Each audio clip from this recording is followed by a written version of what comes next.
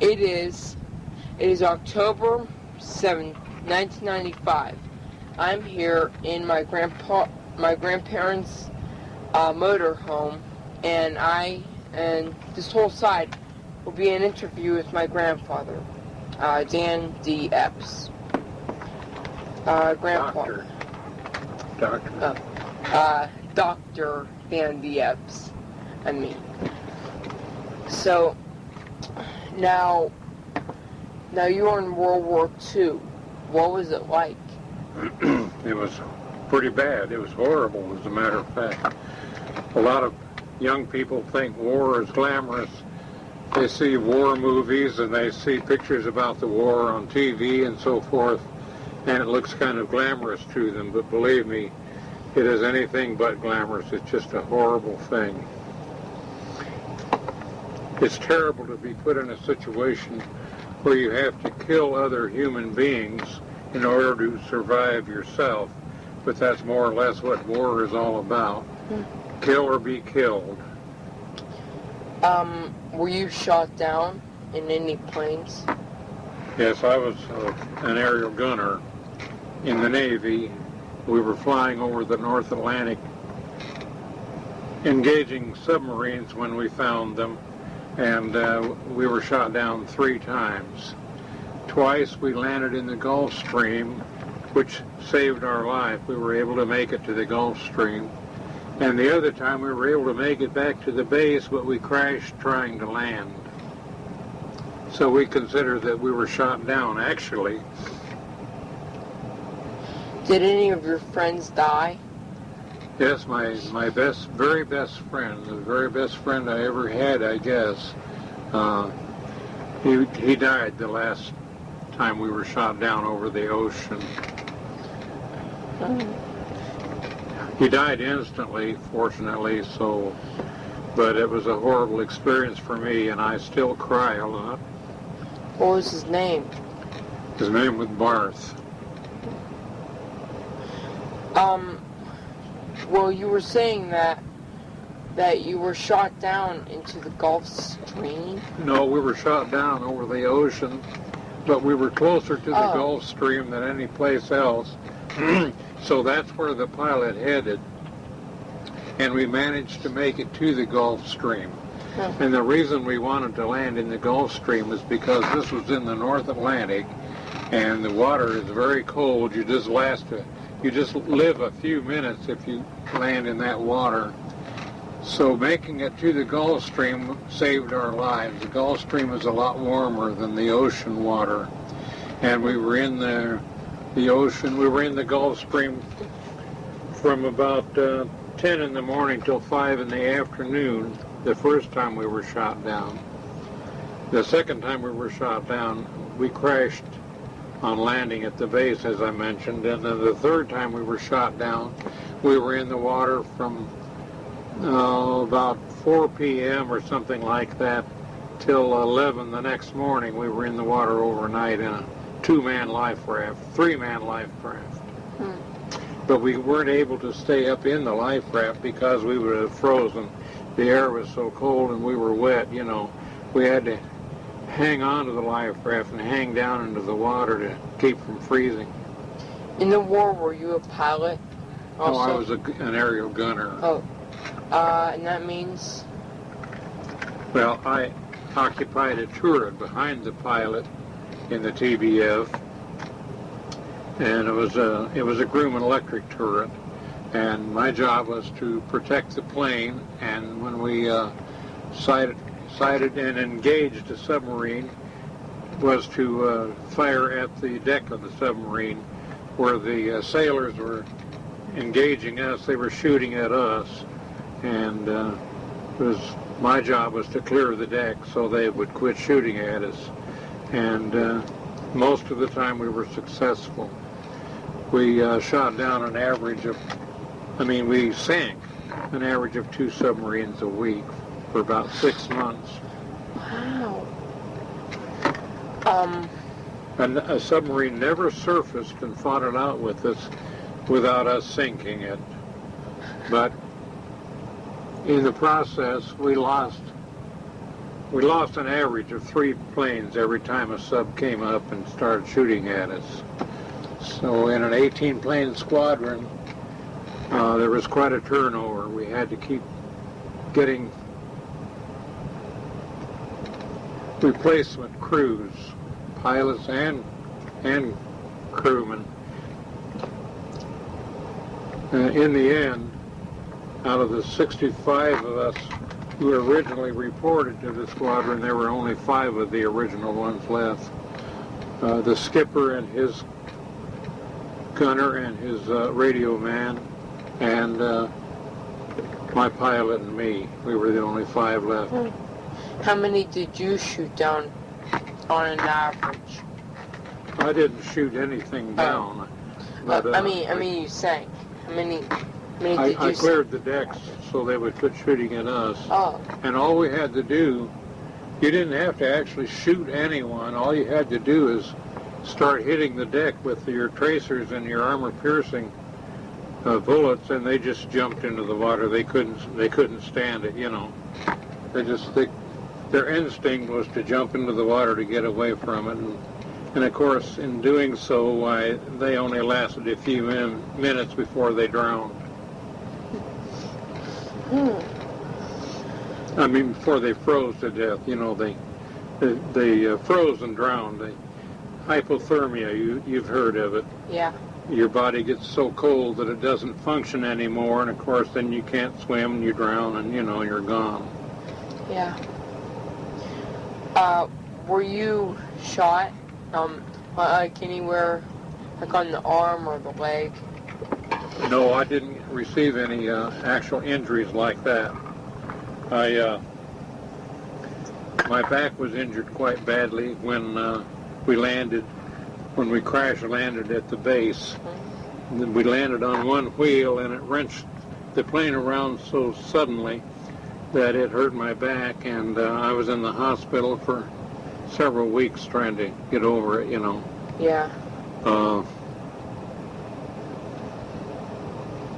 The only other injuries I suffered was temporary deafness from the explosion when we got shot down, and then partial deafness for the rest of my life. Mm-hmm. I'm hard of hearing now as a result. Yeah.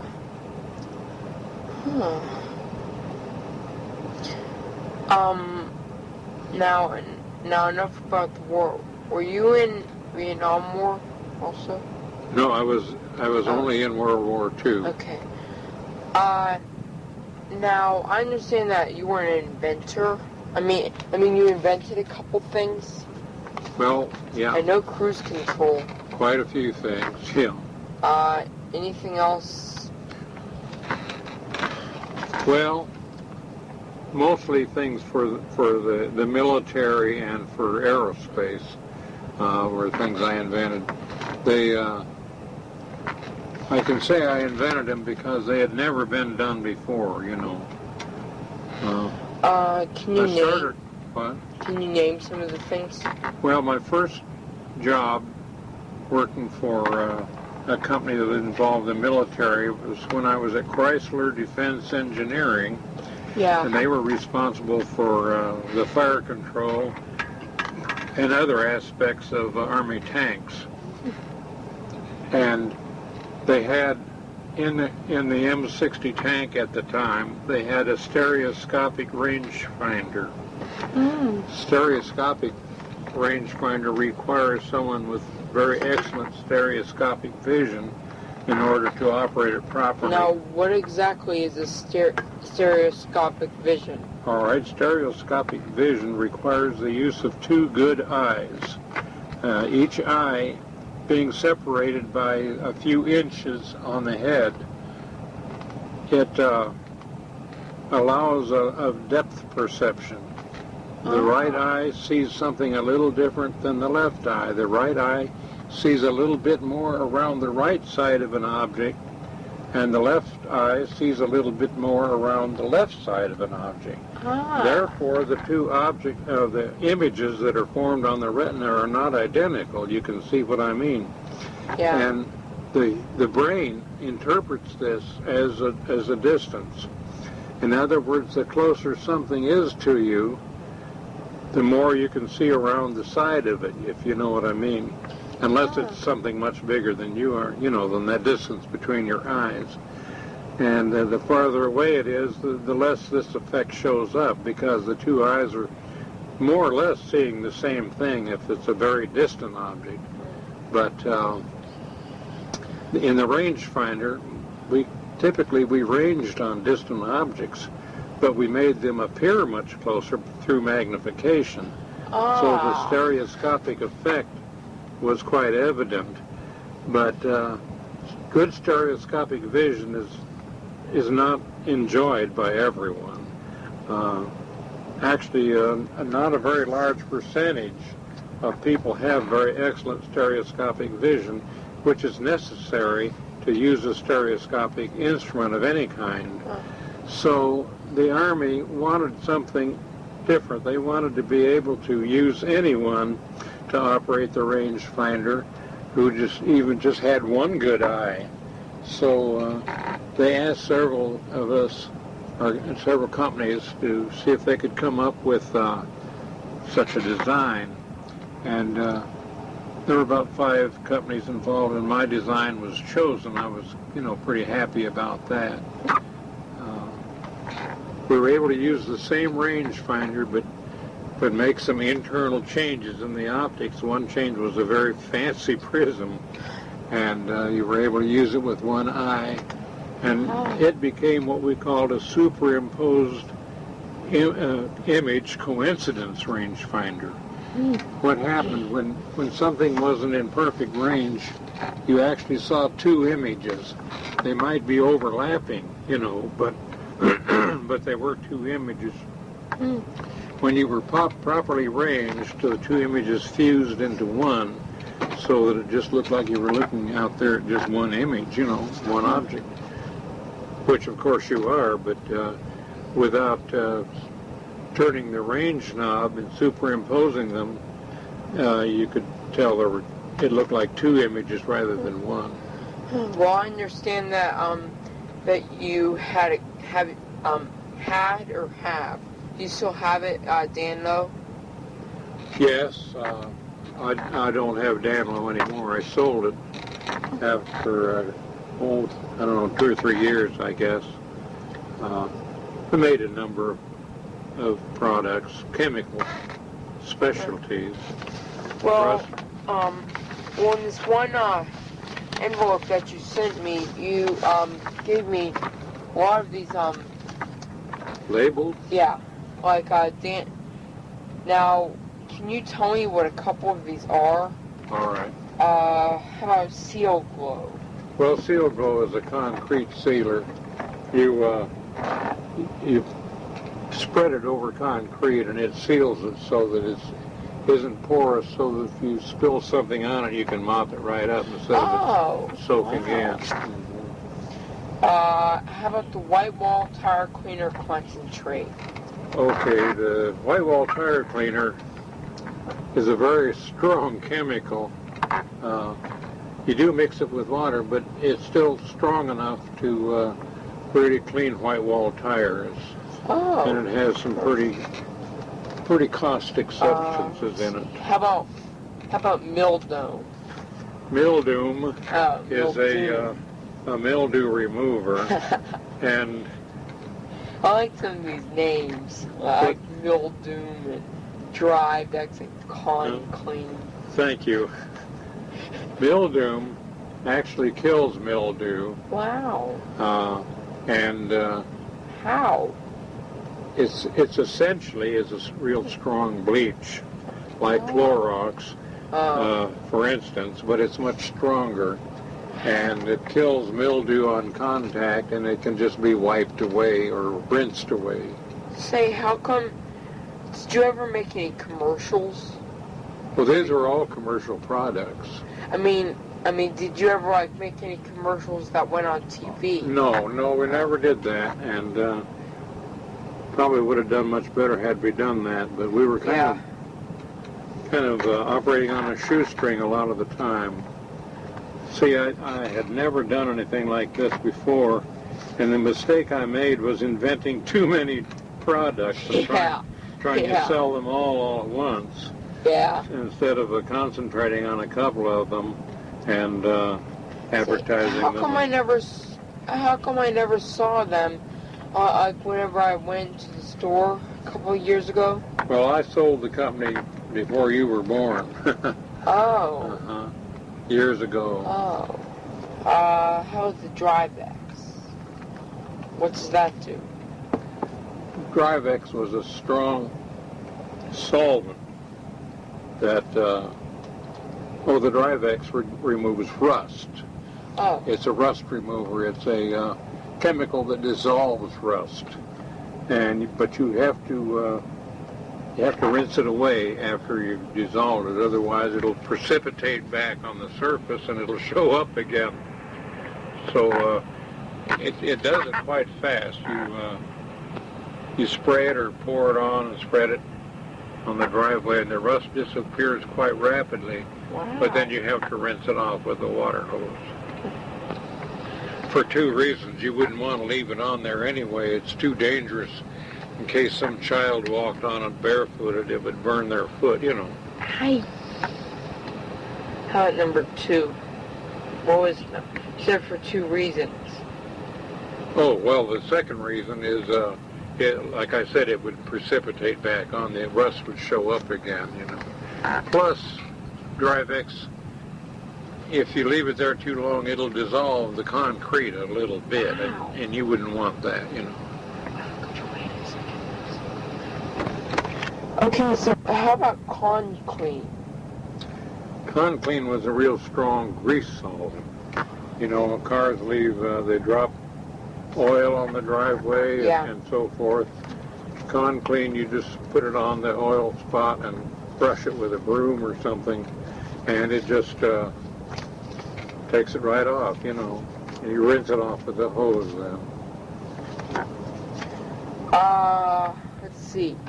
Well, there was one thing that I saw that my mom wanted me to explain, for you to explain to me. Okay. Love bug remover. What was a love bug remover? What's a love bug? Where we lived in Florida, love bugs are very prominent every spring and every fall. That's the only time they show up. And they call them love bugs because there are always 2 of them flying together. And, they're a terrible nuisance. They get on on the windshield, you know, and they're very hard to get off. I invented a special remover to get them off, and it works very well. How about Tarnlow? Tarnlow is a product very much like, I can't think of what they call it now, another product that you see advertised a lot on TV, where you dip, say, a silver spoon into this liquid and it comes out nice and shiny. You can take a very tarnished object and just paint it with this chemical, and it just dissolves the tarnish immediately, and then you rinse it off and it's nice and shiny. You can take an old penny that you can hardly tell it's a penny, and you can put it in there and let it dissolve the tarnish, and you put it under running water and brush it a little bit, and it'll come out like a shiny new penny. Let's see. How about the Skin Safe laundry detergent? What makes it different than others? Okay. Skin Safe, I developed it at the request of my dermatologist. He said so many of his patients had difficulty by being allergic to the laundry soap they were using, and it caused rashes and hives and all kinds of reactions, you know, like allergic reactions. Okay, and so you put something in this that wouldn't affect the allergies of someone.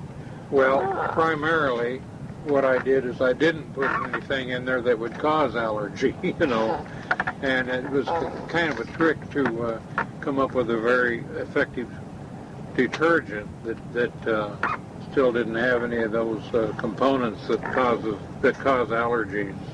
How about the Scumex? What makes it different than other bathroom cleaners? Mostly its effectiveness. You can just spray it on and just leave it a few minutes and just take running water and light brushing, and the mildew the soap scum just goes right off, How about the Pro Clean Magic all-purpose cleaner? I guess of all the products I developed, I'm kind of most proud of that one. I've had people try to equal it with all kinds of products, and no one's ever found anything yet that will clean as well as Pro Clean Magic. As a matter of fact, the man I sold the company to, that was one of the chief things that sold him on the company was how well Pro Clean Magic compared with any other cleaners like 409 and so forth. Wow! So you actually top the big companies like Spick and Span? Yes, yes. Whoa! Now Pro Clean Magic good. Pro Clean Magic is normally used about 20 to 1 for ordinary cleaning. If that's not tough enough, you can mix it 10 to 1, or you could even use it full strength if you had some real soiled surface that had been there a long time or something, you really had to scrub How about out. the Daniel Epps? How does it remove stains? Stain-X is a product that removes rust deposits from buildings, sidewalks, or whatever. In that sense, it's very similar to Drive-X, except that Drive-X is much stronger because it's working on rust that's kind of embedded in the concrete. But Stain-X, in Florida, where we live, it's a very serious problem, people having shallow wells, and they sprinkle their lawn. They have these automatic sprinklers. Yeah. And when some of it gets on the house, it'll leave this rust-colored stain. As a matter of fact, it is rust. And it looks terrible. But with this Stain-X, if you put it in a spray bottle and just sprayed it on there, and it's on a white building, you'd swear that you'd sprayed white paint on the building. That's how fast it works. Wow. How about the Daniel waterless hand cleaner? Well, there wasn't much of a market for that, actually. It's like Gojo and some of those waterless hand cleaners. You don't need to use water to clean your hands with. I don't even know why I bothered to invent it. There wasn't much of a market. Now, this last one is a really funny name. Rustlo. I wanted to call it Rustex, but that name was already taken. So I had to change it to Rustlo, like from Rustlo, from Danlo, Yeah. Okay. And it removes rust from metal. You just brush it on metal and wait a little while, and it just dissolves. It actually dissolves it and forms a coating that after it dries, you can just paint right over it. You don't have to scrub or brush it off.